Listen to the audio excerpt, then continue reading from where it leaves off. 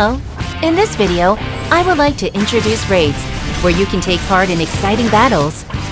Raids are content where you can acquire equipment crafting materials, moonstones, and other items. There is a 4-player raid where you can deploy 4 heroes, as well as an 8-player raid where you can deploy 8 heroes. In the 4-player raid, a boss that inflicts different abnormal statuses will appear.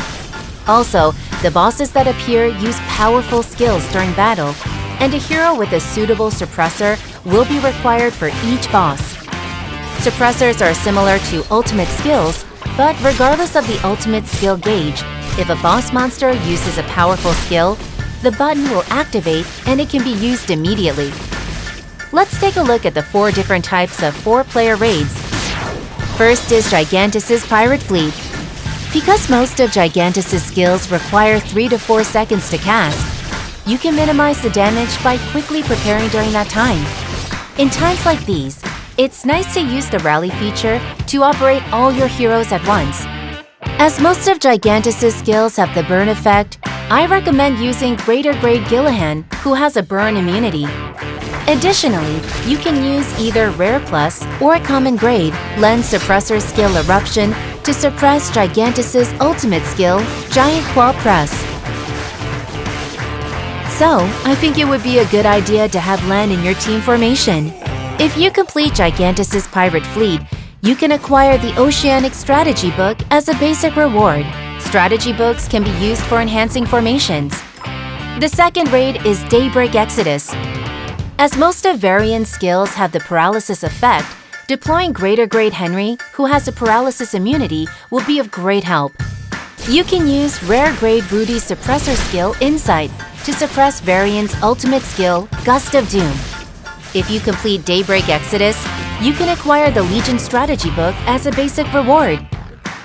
The third raid is Queen's Palace.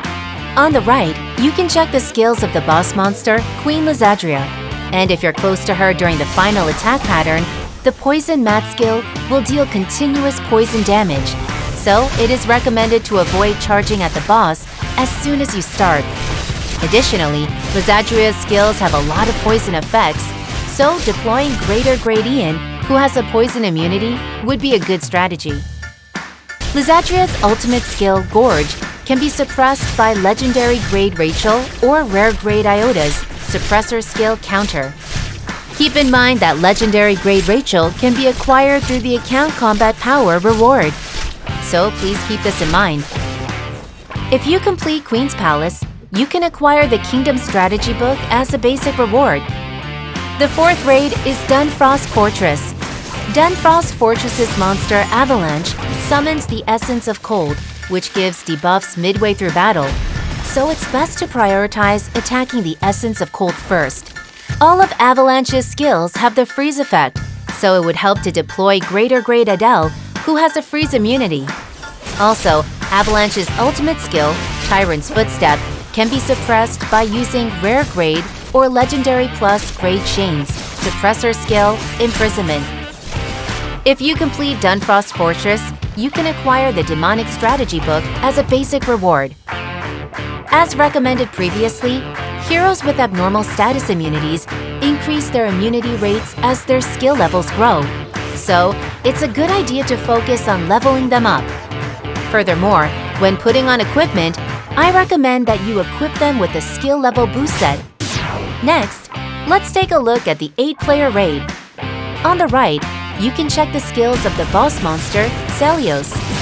While operating the default deployed defense heroes, avoid Celios' skill by pressing the rally button. Deploying support heroes that quickly fill up the ultimate skill gauge of your heroes, such as Rare Grade Shay, is an effective strategy to deal with a great amount of damage using ultimate skills.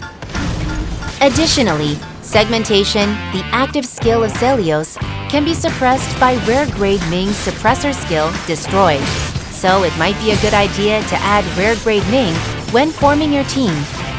While battling in the 8-player raid, you can check the damage dealt by your heroes on the left side of the screen, and check the status of your heroes as parties 1 and 2 on the right side. You'll need to tap the arrow to change the controlled heroes when operating parties 1 and 2 respectively, so I suggest you gather and manage the heroes you often use and place them in one party. Each raid can only be entered once a day by default, and you can enter additionally by using rubies or entry tickets.